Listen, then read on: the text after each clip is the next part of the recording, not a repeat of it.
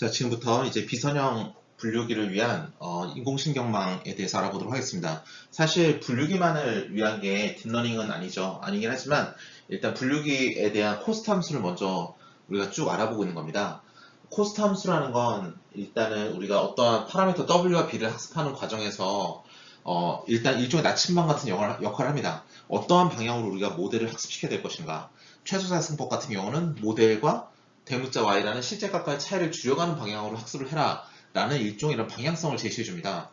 그런데 이것을 만약에 우리가 일반적으로 하고 있는 옵티마이제이션을 오브젝티브 펑션으로 만들 수 있다면 그러면 그 오브젝티브 펑션의 옵티멀 솔루션을 달성하는 그러한 방향으로도 학습시킬 수 있겠죠. 이제 그런 걸 우리가 언제 배우냐면 이제 겐 할 때 배웁니다. 제너레이티브 네트워크 할 때 그때 이제 우리가 코스트 함수를 실제로 설계할 때 우리 옵티마이제이션 크라이테리아에 따라서 설계를 합니다. 그럼 분류기가 아니니까요. 그래서 그런 건 이제 그때 가서 배우면 되는 거고요. 일단 분류기 관점으로 먼저 내용을 파악하고 있는 겁니다. 그리고 지금 우리가 지금부터 해야 될 건 이제 뉴럴넷에 대한 건데요. 지금까지 우리는 선형의 분류기만을 배웠습니다. 그러니까 리니어 리그레션, 바이너리 클래시피케이션, 소프트맥스 클래시피케이션 이렇게 배웠는데 그것뿐만 아니라 이제 비선형 분류기도 이제 배움으로써 이제 성능이 어떻게 높아지는지를 보도록 하겠고요. 이것이 이제 여기서 이제 인공식물에서 나오는 개념이 좀 더 고도화되는 게 이제 딥러닝이다라고 생각하시면 되겠습니다. 그래서 우리가 이제 넌리니어 펑션에 대해서 이제 들어가게 되겠습니다. 넌리니어 펑션에 대해서 들어가게 됐고요. 리니어 펑션까지 이제 지난 시간까지 다 끝낸 게 되겠고요. 넌리니어 펑션은 처음으로 이제 뉴럴넷에 대해서 배우도록 하겠습니다. 자, 뉴럴넷은 일단 기본적으로 어떤 모양을 가지냐 하면 이러한 이제 인간의 기본적인 뉴런 구조들을 가지고 먼저 이제 차관이 되기 시작했습니다. 이러한 개념이 나와서 차관이 됨으로써 이제 사람들은 이제 인공지능에서 쓰는 인공신경망에 대한 이제 기본적인 개념을 먼저 얻게 되는 건데요. 사실 이게 뭐랄까 인공신경망 전체를 의미하는 거 아닙니다. 이거는 어떻게 된 거냐면 위에 있는 뉴런에서 아래에 있는 뉴런으로 신경 물질 혹은 정보가 전달되는 과정을 표현한 것이라고 보시면 되겠습니다. 그렇게 표현이 되는 건데요. 보시면 위에서 아래로 정보를 하나를 전달하는 게 아니라 여러 개를 전달해요. 여러 개를 전달하는데 그 중에 일부는 증폭이 될 것이고요. 일부는 감쇄가 될 것이고요. 일부는 이제 사라지게 될 겁니다. 그 정보에 민감하지 않다면 그 정보를 이제 날려버리게 되겠죠. 그렇게 되는데 그래서 이 x라는 값으로서 이제 수학적 모델링을 하는 건데 x라는 값이 그냥 들어오는 게 아니라 가중치를 부여하죠. 1보다 큰 가중치를 부여하면 증폭을 시키는 것이고 0과 1 사이에 가중치를 부여하면 감쇄를 시키는 것이고 그 다음에 0을 곱해주면 그럼 이제 없애주는 겁니다. 그 다음 그들을 다 모은 다음에 다 더한 다음에 그들을 역치라는 기준을 넘지 못하는지를 판단합니다. 역치를 못 넘는다면 그런 정보가 전달되지 않은 거고요. 역치를 넘으면 정보가 전달된 거죠. 그 이제 오른쪽에 또 도식으로 보시면 이 지금과 같이 x를 다 입력받았을 때 w로 곱해서 가중치를 주고 그 가중치를 준 애를 가지고 이제 다 더한 다음에 얘를 바이너리 클래시피케이션을 위해서 시그모이드에 넣은 다음에 0.5를 통해서 나눠주면 0.5를 기준으로 나눠줘서 액티베이션, 활성화를 시킬지 아닐지를 정한다면 그 시그모이드를 액티베이션 함수로 부르고 그 다음에 활성화가 됐으면 1 아니면 0이다 라고 말을 해준 거기 때문에 저 스레시홀드는 0.5가 됩니다. 그리고 그거는 우리가 지금까지 배웠던 바이너리 클래시피케이션과 똑같아요. 왜냐하면 W랑 X를 다 곱해서 더해준다는 건 W와 X의 리니어 컨비네이션을 했다는 거니까요. 리니어 컨비네이션을 시그모이드에 집어넣어주고 그 결과를 0.5를 기준으로 액티베이션과 디액티베이션으로 자르기 때문에 그렇습니다. 그렇게 한 다음에 그 가운데 이제 히든 레이어들 쫙 끼워 넣은 게 이제 우리가 아는 뉴럴넷인데요. 사실 이거 앤드류 교수님 강의 노트나 다른 분들도 많이 참고하는 그림인데 보시면 알겠지만 저 인풋이라는 저 빨간색 글씨 약간 왼쪽으로 가 있죠. 그거는 왜 그러냐면 파란색 히든 레이어 1, 히든 레이어 2라는 글씨라든지 아웃풋 레이어라는 글씨는 다 정 가운데 있는데 인풋이라는 왜 약간 왼쪽에 있냐면 원래 저 빨간색 뒤에 인풋 레이어라고 있었거든요. 근데 제가 저거 하얀색 박스로 지운 건데 그게 왜냐면 사실 저거를 텐서플로우로 구현을 하면 지금 인풋은 지금 3000 벡터로 가로 벡터로 지금 들어오고 있는 겁니다. 3000 벡터 가로 벡터로 들어와서 히든 레이어의 4개의 동그라미에 그 3000 벡터가 이게 하나씩 이렇게 하나씩 이렇게 차례대로 들어가는 형태라고 보시면 되겠습니다. 여기서 하나씩 잠시만요. 이제 하나씩 들어가고 거기에 대해서 저 하나하나가 어떤 걸 수행하느냐? 리니어 컨비네이션과 바이어스를 더해주는. 그러니까 3차원이 들어갔으니까 W는 3/1을 곱해주고 바이어스 더해줘서 하나의 값이 나오고 시그모이드 씌워서 하나의 값을 출력하는 그런 연산을 하는 유닛들이에요. 그런 연산을 하는 유닛들인데 그러면 얘가 각각 하나의 값들을 출력할 테니까 시그모이드의 결과값으로 이제 4차원짜리 벡터로 나가고 또 그 4차원 벡터들이 여기 각각 또 들어가니까 또 이제 하나 값으로 나오니까 또 4차원 벡터로 들어가고 얘는 4/1으로 받는 겁니다. 뭐 이런 식으로 구성이 되는데 나중에 더 디테일해 보겠지만 저기 히든 레이어들을 이제 중간 딱 끼워놓는 거죠. 그래서 솔직히 저 인풋은 우리가 하고 있는 그런 리니어 컨비네이션, 그러니까 W를 곱하고 B를 더하고 액티베이션 함수를 씌운다라는 그런 연산을 하는 애는 아니에요. 저 인풋은 그냥 3개짜리 벡터가 플레이스홀더로 쉐이프 사이즈 넌 컴마 3으로 받아온 걸 뿐입니다. 그러니까 쟤는 어떠한 수학적인 연산도 하지 않고 그냥 인풋 벡터만 받아들이는 거라서 우리는 쟤를 가지고 뭐랄까 행렬 연산이나 그런 걸 하지 않으니까 쟤를 레이어로 부르지 않습니다. 우리는 지금까지 우리가 배웠던 리니어 펑션은 저 히든 레이어가 없을 때 저 빨간색 인풋을 녹색의 아웃풋 레이어로 바로 집어넣은 거예요. 생각해보세요. 저 아웃풋 레이어가 3개짜리 가로 벡터라면서요. 그럼 저 인풋 벡터가 3개짜리 가로 벡터라면서요. 그럼 저 아웃풋 레이어는 그 3개짜리 가로 벡터 받아서 3개짜리 세로 벡터 곱해주고 바이어스 더해주고 시그모이드 씌워주면 0 또는 1로 나가면 저 아웃풋 레이어겠네요. 그쵸? 그러니까 얘는 우리가 지금까지 히든 레이어를 없는 뉴럴넷을 만든 겁니다. 아시겠습니까? 그래서 그 지금까지의 모든 구조를 뉴럴넷처럼 해석을 할 수는 있습니다. 예. 그리고 제 개인적인 생각은 저 동그라미 하나하나를 뭐 뉴런이다 이렇게 표현하신 분들이 있는데 솔직히 여기까지 왔으면 이제 우리가 뉴럴넷이라고 이름을 붙인 건 전체 개념상 그렇게 붙인 거고 히든 레이어가 저기 끼어들어서 매트릭스 연산하기 시작하면 저게 인간의 신경세포 과정이라고 보기엔 좀 뭐하지 않습니까? 인풋이 들어와서 아웃풋으로 나가는 그 역치를 기준으로 하는 전달 과정을 모델링한 거기 때문에 저 히든 레이어에 있는 동그라미를 뉴런이라고 말하는 건 좀 약간 이상한 것 같고 그냥 유닛 정도로 해석하면 제일 좋을 것 같습니다. 자, 그런데 이거 맨 처음에 이러한 이제 뉴럴넷이 히든 레이어가 필요 없긴 하지만 바이너리 클래시피케이션에 기반으로 이렇게 나왔을 때 사람들이 어디다 써먹을지 생각해보니까 이게 1969년에 마빈 미스키 교수님의 퍼셉트라는 책부터 시작해서 이제 히든 레이어라는 개념이 나왔으니까 이제 그 전에는 어떻게 했느냐라고 본다면 이제 그때 뭐 컴퓨터 공학이나 뭐 그런 데 많이 시작된 지 얼마 안 됐으니까 배우는 과목이야 뭐 컴플렉시티, 뭐 랭귀지 디자인 뭐 이런 과목들이 있겠죠.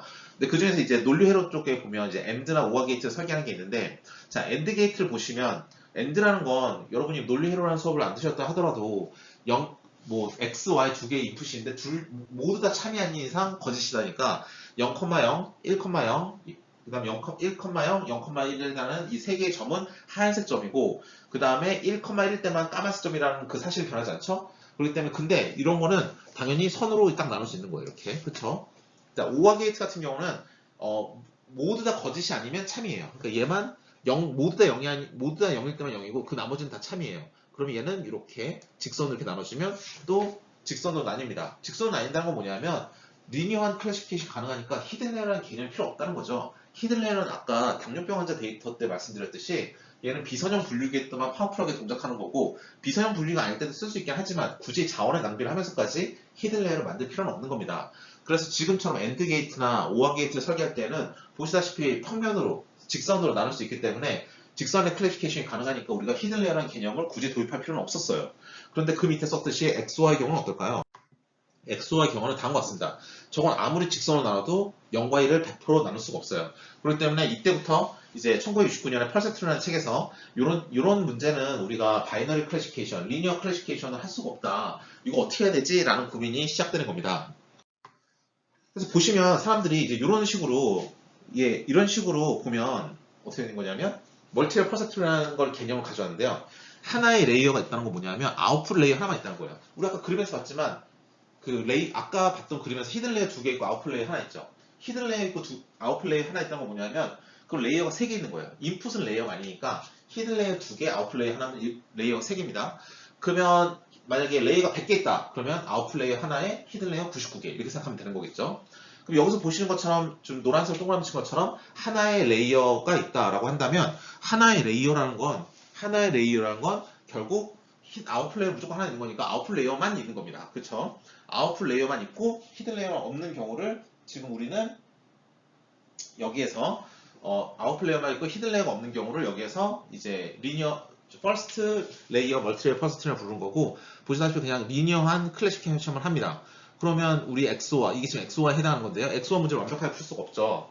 근데 세컨드 레이어 멀티레이어 퍼스트로 그 밑에를 보시면 세컨드 레이어란 건 레이어가 두 개 있다는 거니까 이 말인 즉슨 아웃풋 레이어 하나에 히든 레이어 하나 끼워준 거예요. 그러니까 우리가 가지는 리니어한 평면이 하나 더 생기는 거죠. 그럼 이렇게 되는 거니까 A와 B를 정확히 나눌 수 있습니다. 이거는 엑소와랑 똑같은 배치를 가지기 때문에 엑소와 문제를 풀었다라고 말할 수 있는 거예요. 그리고 보시면 알겠지만 되게 비선형적인 모양에서도 좀 더 정교하게 우리가 분류가 가능해집니다. 그럼 레이어가 더 많아지면 많아질수록 어떻게 할까요? 당연히 성능이 점점점 높아지겠죠. 그래서 사람들이 레이어를 많이 쌓을수록 좀 더 비선형성이 높아지고 따라 성능이 높아진다고 말합니다. 딥러닝은 어떤가요? 딥러닝은 히든 레이어를 딥하게 쌓는 게 딥러닝이죠. 비전 같은 경우는 20개도 얘기하고 50개도 얘기하지만 그렇게 20개 이상 쌓기 시작하면 굉장히 비선형성이 높아지겠죠. 그렇기 때문에 분류의 성능이 엄청나게 높아지는 겁니다. 물론 히든 레이어를 그만큼 많게 쌓기 때문에 연산도 많아지겠지만 그만큼 연산이 최근에는 컴퓨터도 많이 좋아졌으니까 크게 문제가 되지 않아서 계속 이렇게 연산량을 늘리면서 비선형성도 같이 늘려주고 그럼으로써 이제 우리가 성능을 높이는 게 일단 기본적인 컨셉이라고 생각하시면 되겠습니다. 사실 패턴 인식에서 배우는 여러 가지 머신러닝 알고리즘 중에서 비선형성을 가지고 분류할 수 있는 알고리즘은 그렇게 많지 않습니다. 뭐 랜덤 포레스트 정도 아니면 서포트 벡터 머신 정도, 이 두 가지 정도가 서포트 벡터 머신, 랜덤 포레스트 이 정도가 있는데 그것들은 성능이 엄청 좋다고 알려져 있어요. 왜 좋은지 따져보면 역시 비선형성입니다. 세상 모든 일을 이제 리니어하게 표현할 수 없으니까 비선형인 관계에서도 어떻게 분류 확률을 높일 것인가가 되게 중요한데 그래서 인공신경망도 비선형성 때문에 이렇게 각광을 받는 거라고 보시면 되겠습니다. 그러면 이렇게 된다고 했는데 진짜 어떻게 되는지에 대해서 한번 구체적으로 수학적으로 하나씩 꼼꼼히 따져봐야 되지 않겠습니까? 그래야 텐서플로우 코드를 짤 수 있겠죠. 텐서플로우는 지금까지 여러분께서 보셔서 알지만 수학적인 구조를 하나하나 행렬을 만들어서 곱해주고 시그모드 씌우고 막 이렇게 만들어줘야 되기 때문에 수학적인 구조를 하나씩 따라가줘야 돼요. 자, 보시다시피 여기서 보시면 이제 오른쪽에 그림을 보겠습니다. 오른쪽에 그림을 보시면 이제 엑소와 문제를 푸는 거니까 가로 벡터 두 개짜리가 들어옵니다. 그럼 얘가 A에도 들어가고 B에도 들어가요. 보시다시피 x1, x2가 A에도 들어가고 B에도 들어갑니다. 그럼 A에서 하나의 값이 나오고 B에서 또 하나의 값이 나올 텐데 그게 보시다시피 y1, y2죠. 얘가 각각 C의 입력으로 들어갑니다. 이렇게 되면 C는 A와 B가 계산이 된 다음에 그 결과를 받아서 자기가 계산을 하고 출력을 내보내는 애예요. 그러니까 얘는 우리끼리는 지금 A, B와 C는 뭔가 계층적인 관계가 있죠. A, B를 X1, X2를 A에도 넣고 B에도 넣고 그러면 A, B는 출력이 하나씩 나올 테니까 걔네들 묶어서 하나의 벡터로 만들어서 C에 집어넣고 C는 거기에 의해서 연산해서 최종 결과를 낸다 라고 하면 우리는 A, B가 먼저 계산이 돼야 되고 그 결과를 받아서 C가 계산이 된다니까 C가 제일 마지막에는 아웃풋 레이어가 되고 그 전에 있는 A와 B는 히든 레이어를 구성하게 됩니다. 즉 오른쪽에 있는 그림처럼 되는 거죠. 자, 이렇게 해서 우리 히든 레이어를 만들 수 있다라는 걸 수학적인 구조로 볼 수 있습니다. 그러면 이 상태에서 이제 우리가 0,0부터 보기 시작하시면 x, y가 근데 이거는 지금 우리 이상한 게 우리 지금까지 뭐 했죠? 그라디언 디센트가 뒤에 또 돌면서 w값과 b값을 찾아주는 게 학습인데 얘는 지금 w값, b값 다 주고 시작하네요. 이건 뭘 의미하냐면 이거 XOR을 풀 수 있는 경우가 있다라는 걸 한번 보고 시작하는 거예요. 야, XOR 풀 수 있는 경우가 있으니까 우리 이거 되는 거야 라는 걸 확신을 가진 다음에 문제를 풀기 시작하면 그 다음에 이제 코드를 짜면 여러분이 이거 히든 레이어를 만들면 우리가 비선형 분류가 가능하다는 걸 눈으로 확인했으니까 좀 이렇게 믿음이 생기겠죠. 그래서 이렇게 되는 경우를 가지고 우리가 예제를 한번 만들어서 보고 그걸 가지고 이제 꼼꼼하게 어떻게 구현했는지도 한번 살펴보자는 게 이제 이번 예제의 컨셉이 되겠습니다. 그래서 보시는 바와 같이 W값과 B값을 다 주고 시작하는 거예요. 거기서 처음에 케이스인 X1, X2가 모두 다 0인 경우부터 이제 보도록 하겠습니다. X1, X2가 모두 다 0이라면 처음에 그게 A로 들어가면 그 처음에서 보시다시피 W, 5와 5가 있으니까 5, 5를 곱해주고 근데 0 곱해주니까 0이랑 마찬가지고 마이너스 8을 더해주겠죠? 바이어스를 더해주겠죠? 그 다음에 이제 시그모이드 씌우는데 오른쪽에서 보시면 알지만 얘는 0.5를 기준으로 0.5보다 크면 1이고 아니면 0이지만 보시면 알겠지만 입력값이 양수면 0.5보다 커요. 입력값이 음수면 0.5보다 작습니다. 그러니까 내가 양수를 입력받으면 1이고 음수를 입력받으면 0이다 라고 생각하면 되고 음수를 입력받았으니까 얘는 0입니다. 그래서 y 서브 1은 0이다 라고 알 수 있고요. 그럼 유사한 형태로 두 번째 라인에 가서 x1, x2 0,0을 b에 집어넣으면 마이너스 7, 마이너스 7과 곱해지니까 그럼 0이 되고 더하기 3 하면 3 되고 시그모이드 집어넣으면 1이 됩니다. 그러면 y 서브 2는 1이 되고요. 그래서 c는 0,1을 입력받으니까 거기에 w 마이너스 1, 마이너스 11, 마이너스 11을 리니어 콤비네이션 해주니까 밑에 있는 마이너스 11만 살아남을 것이고 거기에 6을 더하면 마이너스 5가 될 것이고 시그모이드 씌우면 0이 될 겁니다. 따라서 최종 결과는 0이래요. XO와도 0이래요. 같죠? 이 경우는 되네요. 지금 하고 있는 거 굉장히 간단한 산수니까 여러분께서 직접 그 x1, x2가 0,1일 때와 1,0일 때와 1,1일 때 해보면 모든 경우에 대해서 우리의 계산 결과가 XO랑 동일하다는 걸 보실 수 있으십니다. 따라서 그렇지 중간에 히든 레이어를 하나 넣으니까 XO라 풀 수 있구나. 즉 비선형 분류가 가능해지는구나 라는 걸 이제 눈으로 확인할 수 있으시겠습니다. 그래서 이걸 다시 한번 써보면 다음과 같습니다. x1, x2가 저렇게 위아래로 썼지만 저 그림 때문에 저렇게 그린 거고 원래는 가로 벡터로 들어온 거죠. 그 가로 벡터가 x1, x2가 들어가서 가로 벡터로 들어가서 W랑 매트릭스 멀티플리케이션 바이어스 더하고 시그모드 씌워서 0 또는 1로 나오고 또 x1, x2가 두 번째로 들어가서 W랑 곱해주고 바이어스 씌워서 시그모드 씌워서 또 하나의 값이 나오고 그럼 얘는 가로로 두 개의 값이 나오니까 W랑 또 곱해주고 B랑 더해서 시그모드 씌우면 최종 결과가 나오는 이런 모델로 만들어주면 되는 겁니다. 그쵸? 그런데 볼까요? 그런데 지금의 경우는 뭐냐면 이제 그렇다면 이거를 두 개뿐만 아니라 개수를 왕창 늘릴 수 있는가 입니다. 개수를 왕창 늘릴 수 있는가. 즉 보시다시피 요거 밑에 거 요와 얘의 유닛의 개수를 두 개 더 늘렸어요. 사실은 더 많이 늘려서 일반적으로 지금 K개라고 빨간색 써놓긴 했습니다. 어쨌든 개수를 확 늘렸어요. 이렇게 늘려도 되는가 입니다. 제 결론은 됩니다입니다. 왜냐하면 지금 X가 지금 가로로 지금 두 개 사이즈로 들어왔지 않습니까? 가로로 이렇게 두 개 사이즈로 들어왔는데 그럼 각각은 세로 사이즈 두 개 사이즈로 받겠죠 이렇게. 그렇죠? 세로 사이즈 두 개짜리 받을 겁니다. 그러면 리니어 컨비네이션이 되고 바이어스 하나를 더해주고 거기다가 또 시그모이드 씌워주고 그러면 총 개수가 4개면 4개, K개면 K만큼 가로 벡터 나올 거예요. 그럼 이게 만약 K개였다. 그러면 얘도 K개만큼 세로 벡터 만들어서 리니어 컨비네이션 하나의 값 만들어주고 거기에 바이어스 더하고 시그모드 씌워서 하나의 값으로 나가면 됩니다. 즉 우리가 저 회색으로 박스를 치고 있는 X1, X2 그다음 맨 마지막에는 Y만 우리가 XO에서 결정해 준 거지 그 가운데 구조는 뭘 만든지 상관이 없어요. 그러니까 저런 방식으로 유인색 개수를 막 늘려도 되는 겁니다. 다만 우리가 여기서 주의할 건 뭐냐면 이 유인색 개수가 만약 K라면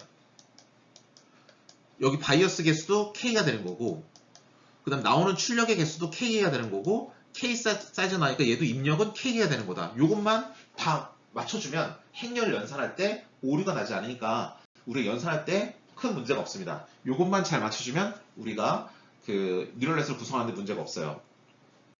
그래서 위에 같이 그리는 겁니다. 가로 벡터 두 개짜리 파란색 박스로 들어오면 세로 벡터 두 개짜리가 책꽂이에 책을 쌓듯이 쫙 쌓입니다. 물론 흡사 소프트맥스랑 똑같죠. K개가 있다고 그랬으니까 K개만큼 쌓이게 될 것이고요. 그럼 1/2 곱하기 2/K를 곱하니까 1/K개만큼 히든 레이어의 결과물이 나갈 것이고 그거를 이제 빨간색 박스에서 K/1을 곱해주면 하나의 값이 될 것이고 거기 바이어스 더하고 시그모이드 씌워서 마지막 최종 결과 하나의 값으로 나간다는 게 우리 아까 이전 장에서 말했던 걸 다시 한번 반복하는 결과가 되겠습니다. 그렇죠? 그러면 처음 그림 다시 볼게요. 처음 그림은 말씀드렸지만 인풋은 저 3개 사이즈 가로 벡터예요. 그리고 아웃풋은 저 하나의 값입니다. 왜냐하면 저 동그라미 개수만큼 저 박스가 생기는 거니까요. 공간이 생기는 거니까.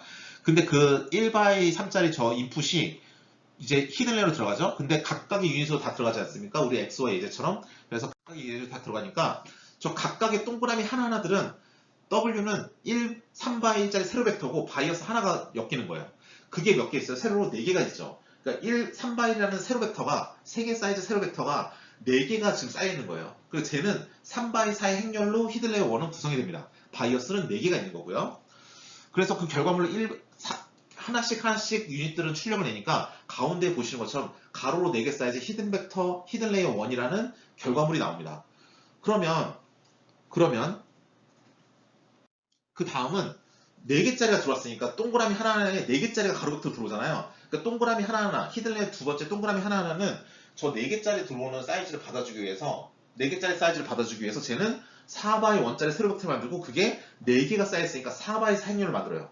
즉 여러분 지금 눈으로 보실 때 히든 레이어 1과 2가 똑같이 생긴 것 같지만 똑같이 생기지 않았습니다. 그래서 웨이트의 사이즈가 다르잖아요. 그쵸? 히든 레이어 1은 앞에 인풋이 3 사이즈로 들어왔으니까 3x1이 4개 있는 거고, 히든 레이어 2는 앞에 있는 히든 레이어 1이 4개 사이즈로 나한테 줬으니까 4x1짜리가 4개가 있는 겁니다.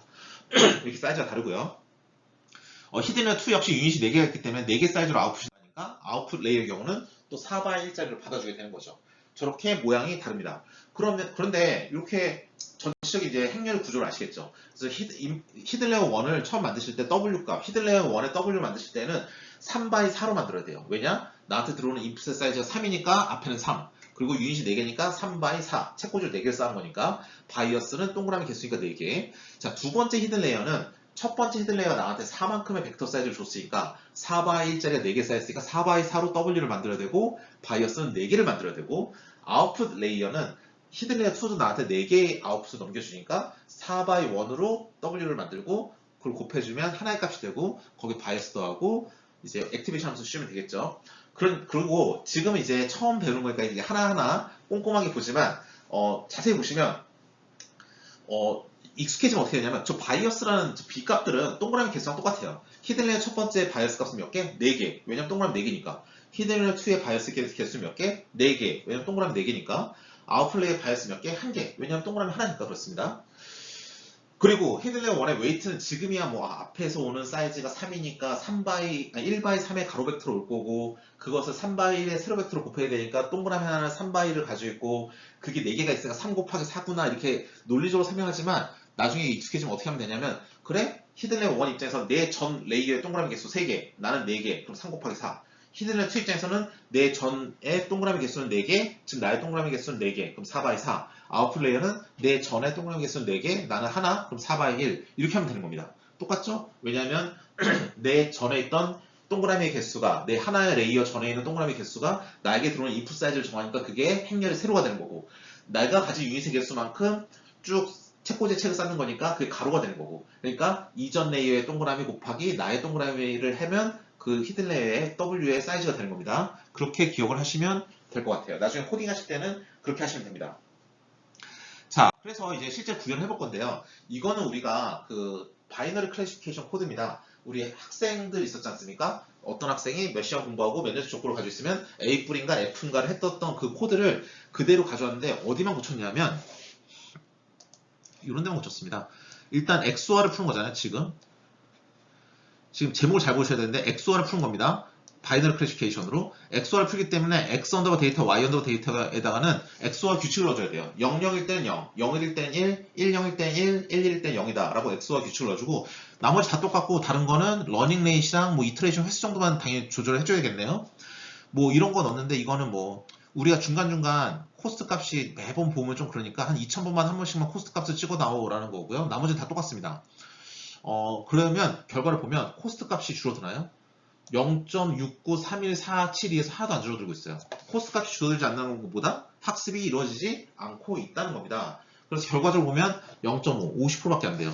자, 이건 지금 히든 레이어가 없죠. 바이너리 클래시피케이션 그대로 쓰면 안 된다는 거 보여주는 예제입니다. 이건 안 되는 예제고요. 제목을 보면 그냥 바이너리 클래시피케이션 썼다고 하니까, 그러면 여기서 히든 레이어를 넣기 시작하면 돼야겠죠. 자, 지금 여기서 히든 레이어를 넣어봤습니다. 3 사이즈를 넣어봤어요. 그러면 이게 2개 사이즈가 같으니까 이 동그라미, 파란색 동그라미 하나는 2x1의 세로 벡터가 있을 거고 그게 3개가 나란히 책꽂이에 쌓여있으니까 얘는 2x3가 될 거예요. 동그라미 3개 있으니까 바이어스 3개. 그 다음에 그리고 우리 아까 얘기했지만 얘 히든 레이어 만들 때 W는 이 전에 동그라미 개수 곱하기 현재 동그라미 개수니까 2x3 그렇게 그냥 구해도 됩니다. 이 아웃풋 레이어는 우리가 얘가 지금 3짜리 가로 벡터 나올 거니까 얘는 3짜리 세로 벡터 있고 책꽂이 책은 하나만 쌓여있으니까 3,1 동그라미 하나니까 바이어스 1 이렇게 하면 되는 거고요. 하지만 뭐 이렇게 됩니다. 내 앞에 있는 레이어는 파란색 레이어인데 걔는 동그라미가 3개니까 3 곱하기 현재 나의 동그라미 하나니까 1 해서 3,1 해도 되는 겁니다. 예, 뭐 어떠한 방법을 쓰더라도 상관은 없고요. 자, 어떻게 구현하느냐 하면 다 똑같은데, 자, 일단 H가 히든 레이어의 W를 구합니다. 자, 히든 레이어 W 그거는 보시다시피 2,3이죠? 2,3을 해주면 되고 바이어스는 3입니다. 그렇게 해주면 X를 가져와서 히든 레이어를 곱하고 히든 레이어를 더한 다음에 시그모이드 씌우면 히든 레이어 1 완성. 그쵸? 그 다음에 아웃풋 레이어 3x1이라고 했으니까 3x1로 아웃풋 레이어 만든 다음에 아웃풋 레이어에 바이어스 만든 다음에 모델은 히든 레이어 갔다 와서 가져와서 아웃풋 레이어 웨이트 곱하고 바이어스 더해서 시그모드 씌워주면 최종 모델 완성이 되겠습니다. 우리 아까 했던 거랑 똑같죠? 히든 레이어 곱해주고 히든 레이어에 바이어스 더해주고 시그모드 씌워주고 결과값을 히든 레이어 1이라고 하고 9번째 라인처럼 그 결과값 H1을 받아서 아웃풋 레이어 W 곱해주고 아웃풋 레이어 바이어스 더해주고 시그모드 씌우고 최종 모델 만든 다랑 똑같습니다. 그것만 넣어줬어요. 저 노란색 부분만 다릅니다. 그러면 오른쪽에 보시면 코스트 값이 잘 떨어지고 있고 나중에 100%로 수렴하는 걸 보실 수 있죠. 나머지는 다 똑같으니까. 저런 식으로 히든 레이어를 만들어주면 됩니다. 그러니까 제일 근데 가만히 보고 있으면 저건 지금 우리가 뭐 어떤 레이어라는 게 특별히 있는 거 아니고 그냥 행렬 곱셈과 덧셈과 액티베이션 하면서 씌워주는 연산을 우리가 하나하나 꼼꼼히 만들었잖아요. 그래서 저걸 가만히 보시면 저희 과연 수학적으로 어떤 의미가 있는지를 봐야 되는데 보면 알겠지만 행렬 곱셈 한번 해주고 액티베이션 씌웠어요. 리니어 컨비네이션 한번 해준 거예요. 리니어 컨비네이션 한번 해준 거다가 넌리니어를 씌운 다음에 다시 리니어 컨비네이션 또 해준 거야. 그러니까 뭐냐면 약간 이렇게 행렬을 그러니까 선형으로만 x, y를 표현하는 게 아니라 비선형적으로 좀 더 플렉서블하게 x, y를 표현해 준 다음에 그 복잡한 관계를 표현하는 파라미터를 찾아준다 라고 이제 개념을 이해하시면 되겠습니다. 좀 더 디테일한 건 나중에 말씀드리겠지만 어쨌든 이런 식으로 이제 레이어 하나하나 쌓음으로써 우리가 비선형성을 높인다는 그 컨셉만 이제 기억하시면 되겠습니다. 그런데 지금 우리 히든 레이어의 유닛 개수 지금 3개였잖아요. 동그라미 파란색 3개. 근데 그걸 10개 늘릴 수도 있어요. 그러면 우리 어떻게 해주느냐? 이거 저희는 그냥 일단 이름을 와이드라고 말을 해봤는데 지금 여기 그림에서 보시는 이 파란색 동그라미 하나하나는 이 빨간색 인풋을 다 받아야 되니까 2x1에 세로 벡터가 있을 거예요. 그게 몇 개? 10개를 책꽂이를 쌓아놨어. 그러니까 2x1짜리가 10개 있으니까 2x10이 돼요. 바이어스는 이거 개수만 세라 했으니까 10개가 되고요. 근데 그렇게 해도 되고 지난번 말했듯이 이전 레이어의 빨간색 동그라미 개수는 2개, 현재 파란색 동그라미 개수는 10개, 그래서 2x10 이렇게 해도 됩니다. 그래서 W1은 2x10, 이 파란색은 다 파란색 동그라미랑 관련 있는 거고요. 빨간색은 빨간색이랑 관련 있는 겁니다. 바이어스 10개 있고. 근데 이렇게 했기 때문에 얘는 나가는 출력 개수 10개예요. 그러니까 얘는 10개로 받아올 수밖에 없어. 근데 자기는 하나밖에 없으니까 10,1일 거고 바이어스는 1개가 되겠죠? 그래서 얘 10개인 이유는 이게 10이기 때문에 그렇습니다. 만약에 이 파란색 글씨가 하나가 10이 아니라 뭐 100으로 바뀌었다. 그러면 그 밑에 있는 파란색 10도 100, W2도 100으로 바뀌어야 돼요. 그렇죠? 당연하죠? 저 메뉴에 있는 게 100으로 바뀌었다는 건 뭐냐면 유닛이 100개 있다는 거고 유닛이 100개 있으니까 바이어스 100개 있고 그러면 출력이 100개가 나가니까 녹색은 100개를 받아야 되니까 저게 하나만 값이 바뀌면 나머지 다 바뀌게 됩니다. 그래서 어떤 코드에서는 저 변수로 만든 다음에 그냥 변수로 만들어 놓으면 그 변수 제일 위에서 값만 바꿔주면 다 바뀌게 되겠죠? 그렇게 만드는 경우도 있고요. 얘 10x1이니까 얘 1이고 바이어스 1개고 해서 히든 레이어 1 갖다 놓고 W2 곱하고 W2 더한 다음에 시그모드 씌우면 모델이 된다 만들 수도 있습니다. 그러면 이렇게 와이드하게 만들어주면 죄송합니다. 이 전장에 있었던 거는 3개 사이즈인데 지금 10개 사이즈죠. 그럼에 따라서 뭐가 달라질까요? 뭐가 달라지냐면 얘는 뭔가 좀 연산을 많이 하고 파라미터가 더 많아졌잖아요. 그러니까 뭔가 성능은 좋아져야 되는데 어떤 면으로 좋아지는가죠. 우리가 지난번에 말씀드릴 때 그랬지만 레이어가 하나씩 쌓일수록 분류의 기준이 늘어납니다. 얘는 그 늘어난 분류의 기준 대비 얼마만큼 더 잘 고려해 주느냐. 예를 들어서 우리 지금 색깔로 나온다. 사과, 바나나 구별하는데 색깔로 나온다 그러면 옛날에는 그냥 간단하게 빨간, 노란 이것만 쓰면 지금은 RGB로 한다든지 총천연색을 한다든지 이런 식으로 그 색깔을 좀 더 디테일하게 봐주는 거예요. 그러니까 주어진 기준에서 얼마나 더 정확하고 디테일하게 보는가가 레이어 하나를 갖다 놓고 정보를 더 많이 쌓아주는 경우가 되겠습니다. 그렇죠? 그럼 이제 우리가 딥하게 쌓고 있습니다. 더 깊게 쌓으면 어떻게 될까요? 깊게 쌓으면 자 이거 보시면 알겠지만 이게 지금 10이죠. 이거 따져볼까요? 2x10이다. 얘 입장에서는 이 앞에 있는 게 2고 나는 10이니까 2x10.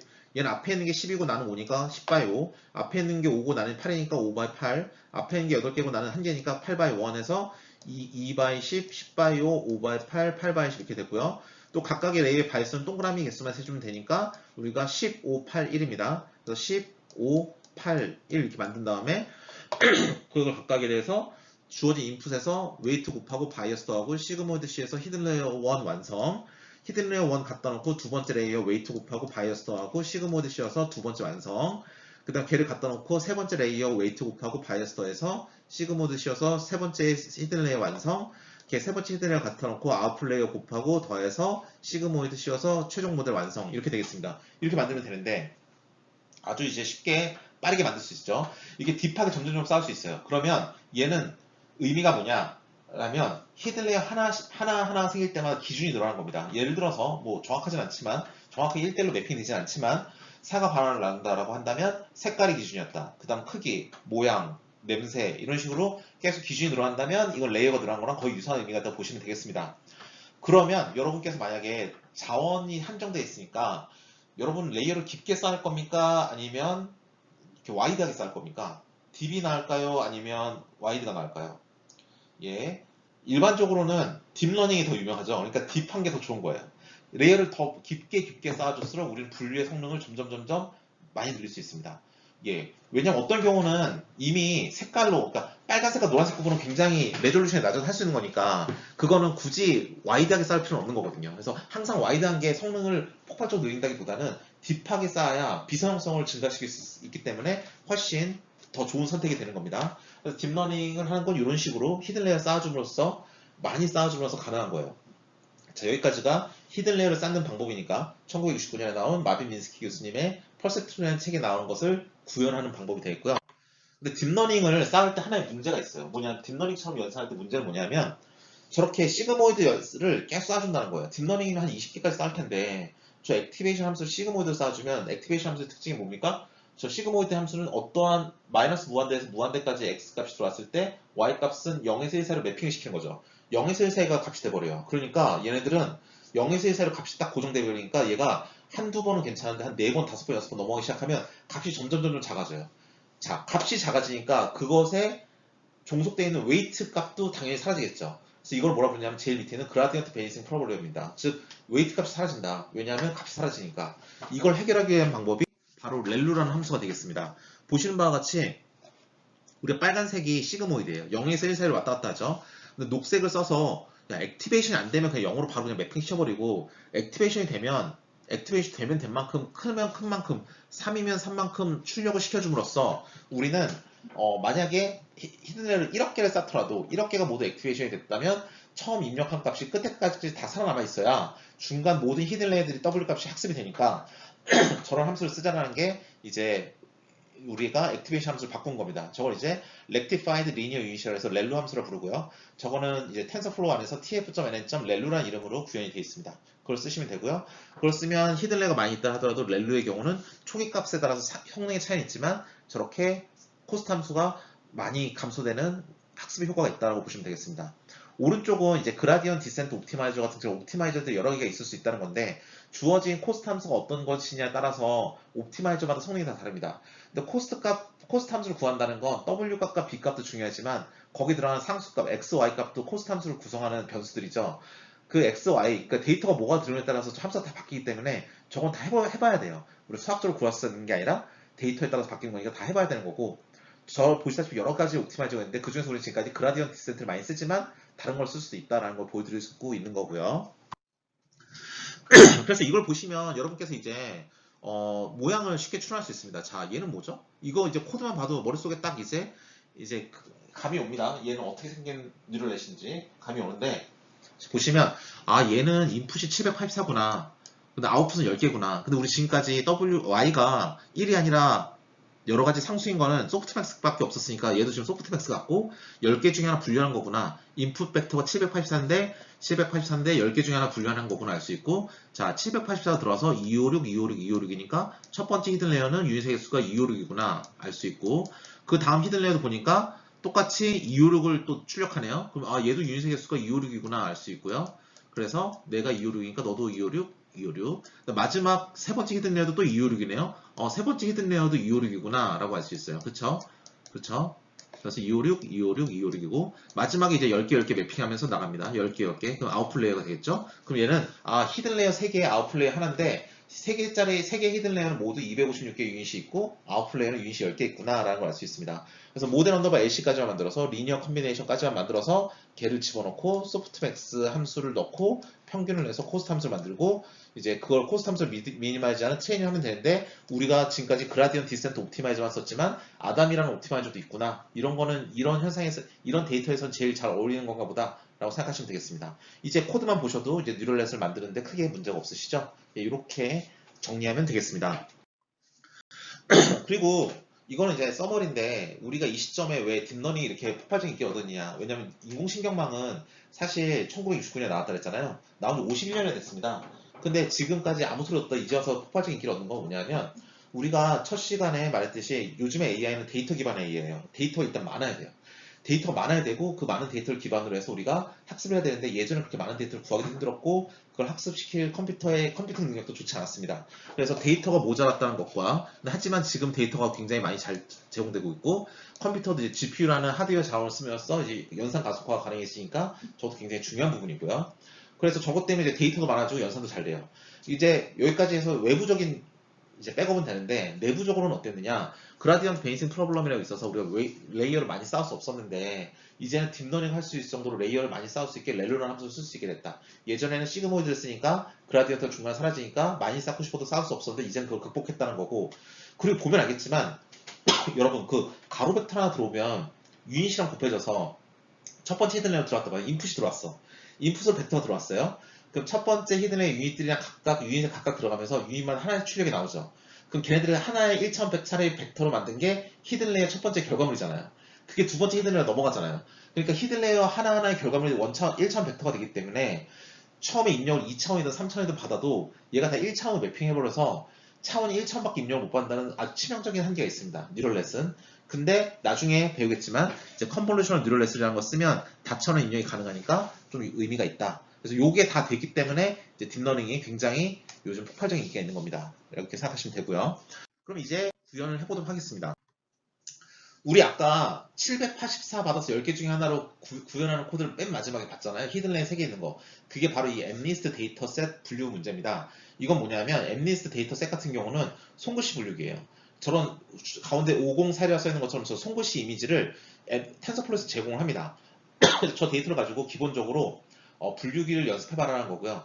트레이닝용으로 55,000개, 테스팅용으로 5,000개 주는데 지금은 버전 업돼서 한 5,000개가 아니라 테스트용으로 한 10,000개가 있는 걸로 알고 있습니다. 그리고 인공신경망에 넣으려면 우리 인풋만 있으면 되나요? 우리 ABC 송글씨 할 때 봤지만 원하는 인코딩으로 레이블도 넣어줘야 되죠? 그래서 우리 보시면 알겠지만 배열에서 0자리에 1 있으면 얘는 0이고 1자리에 1 있으면 얘는 1이고 0, 1, 3, 4, 4자리에 있으면 얘는 4고 이런 식으로 우리가 레이블링도 해줍니다. 이렇게 이미지와 레이블을 다 가지고 있고요. 얘는 이제 10개 중에 하나 구별하니까 이게 10개가 될 거고 얘 이미지 하나는 픽셀이 28 x 28이고요. 하나하나의 값들은 하얀색이면 0, 까만색이면 1에 가까운 이런 값의 분포를 가지고 있습니다. 근데 아까 말씀드렸듯이 인공신경망은 1차원밖에 못 넣어요. 그래서 얘를 한 줄로 세워서 넣어야 돼요. 그래서 28 곱하기 28 하면 뭐다? 784. 그래서 아까 봤던 코드가 바로 이 엠리스트 분류기를 만드는 코드예요. 아시겠죠? 그래서 그거 그대로 갖다 써도 됩니다. 솔직히. 예. 근데 이제 그 전이나 후로 어떻게 하면 엠리스트라는 데이터를 긁어올 수 있을까? 이제 그 부분을 구현해야 되는 거죠. 그래서 텐서플로우 코드를 이제부터 3페이지에 걸쳐서 말씀드리도록 하겠습니다. 보시면 이 위에 두 줄을 쓰시면 여러분이 엠리스트 데이터셋을 가져올 수 있습니다. 보시면 알겠지만 tensorflow.example tutorial 엠리스트라면 엠리스트를 가져오겠다는 거고 인풋 데이터를 가져오고요. 인풋 데이터 안에는 리드 데이터셋이라고 해서 엠리스트 데이터셋을 가져오는데 그것에 대한 변수는 엠리스트입니다. 그래서 이 뒤에 엠리스트 어쩌고저쩌고 쓰면 엠리스트 제공하는 데이터를 접근할 수 있는 함수를 또 제공해줬어요. 그거를 갖다 쓸 수 있는 변수고요. 지금 이렇게 폴더 이름을 쓰시면 지금 현재 이 파이썬 코드가 돌고 있는 이 폴더 안에서 저 데이터 언더바 엠리스트라는 폴더를 새로 만듭니다. 새로 만든 다음 그 안에다가 4개의 압축 파일을 넣는데 하나 첫 번째는 트레인 언더바 이미지, 두 번째는 트레인 언더바 레이블, 세 번째는 테스트 언더바 이미지, 마지막엔 테스트 언더바 레이블 이렇게 4개를 넣습니다. 그럼 거기에 대해서 그 데이터를 접근할 수 있는 API는 저 세 번째 라인에 제일 앞에 있는 변수인 엠리스트 어쩌고저쩌고 쓰면 이제 우리가 접근할 수 있는 겁니다. 그 다음에 원한 인코딩은 true라고 세팅해놨죠? 이 말은 뭐냐면 나 원한 인코딩 한 데이터가 필요하다는 겁니다. 당연히 필요하죠? 왜냐하면 저게 있어야 우리가 신경망에서 대문자 y에 해당하는 레이블 값을 넣을 수 있으니까 그렇습니다. 그다음 6번째 라인 텐서플로우 쓰겠다고 7번째 라인에 타임이 있는데 이건 뭐냐면 타임은 뭐냐면 시간을 재주는 거예요. 그러니까 얘는 이제 실제 손글씨를 쓰니까 학습할 때 얼마나 시간이 걸릴지 모르니까 시작할 때와 끝날 때 시간 함수를 써주겠다는 거고요. 총 5,000번을 돌겠다는 거고 배치 사이즈라는 개념이 나옵니다. 배치 사이즈 128인데 이건 뭐냐면 우리 지금까지 X 언더바 데이터, Y 언더바 데이터로 데이터를 밀어놨지 않습니까? 그러면 당뇨병 환자 같은 경우는 우리 데이터 몇 개였죠? 750개. 근데 그럼 대괄호 X 언더바 데이터라는 걸 대괄호로 만들어서 750개를 넣어준 건데 사실은 우리가 하나하나 넣는 게 아니었어요.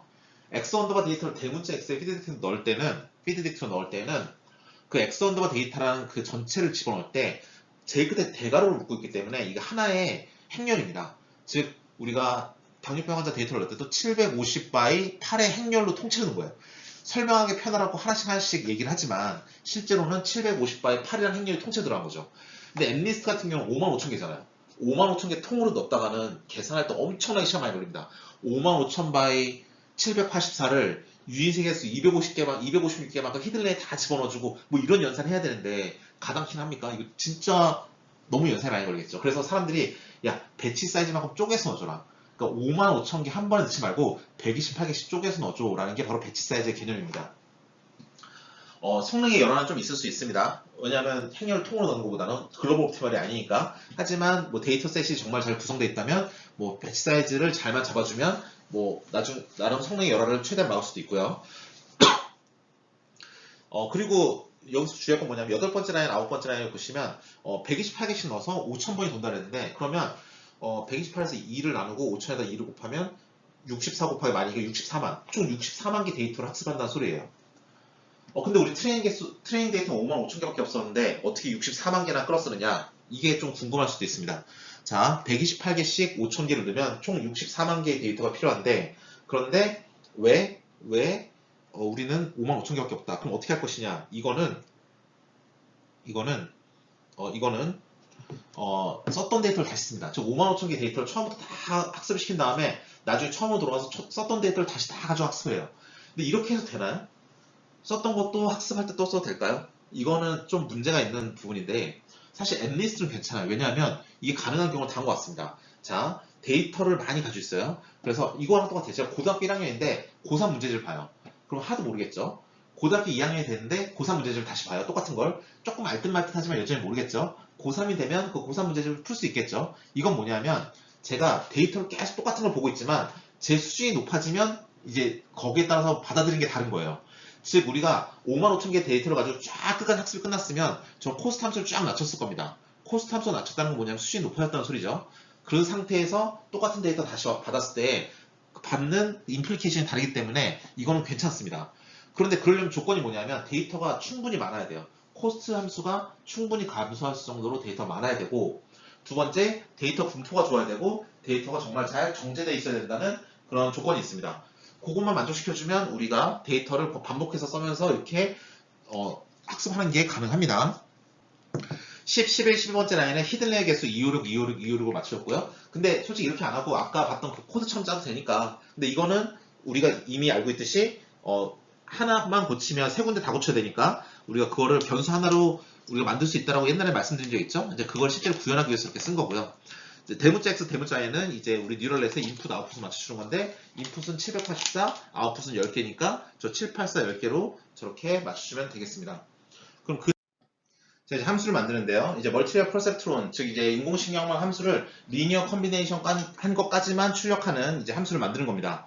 왜 리니어 컨비네이션까지만 출력하냐 하면 나중에 저거 소프트맥스 넣을 거 아닙니까? 어차피 아라비아 숫자 0부터 9까지 구별한 손글씨 분류기니까 그렇기 때문에 우리가 소프트맥스 코스트 함수 써야 되니까 리니어 컨비네이션까지만 만들어주는 겁니다. 그러면 얘가 이게 바로 텐서플로우에서 파이썬에서 함수를 만드는 방법인데 보신 바와 같이 우리가 DEF를 쓰면 함수를 만드는 것이고 리턴 값 이렇게 쓰면 되고요. 이건 함수 이름이 되겠고 대문자 X를 받아와서 우리가 W에 히든레어 1이라는 이런 태그가 붙은 애를 찾아갑니다. 그럼 쟤는 뭐냐면 W를 정해줘야 되는데 원래 아까 배웠던 것처럼 하면 돼요. 이 W1은 뭐 TF 베리어블 뭐 이거 그대로 쓴 다음에 나의 히든레어 첫 번째 내 이전의 레이어의 유닛의 개수 그러니까 784 되는 거고 자기 자신의 유닛의 개수 그 다음 쓰고 두 번째 히든레어는 내 이전의 레이어의 유닛의 개수니까 히든레어 1, 2, 그 다음은 2, 3, 그 다음 3 한 다음에 아웃풋 레이어는 자기 자신 거 10개까지 이렇게 만들어주면 되는 거고 바이어스야 뭐 레이어마다 그 레이어의 동그라미 개수만 세면 되니까 이렇게 쓰면 되는 거고요. 그래서 18번째 라인처럼 히든레이어 첫 번째 W 값을 그 이미지에다가 곱해주고 바이어스 더해주고 tf.n.렐로 씌워서 첫 번째 히든레이어 완성.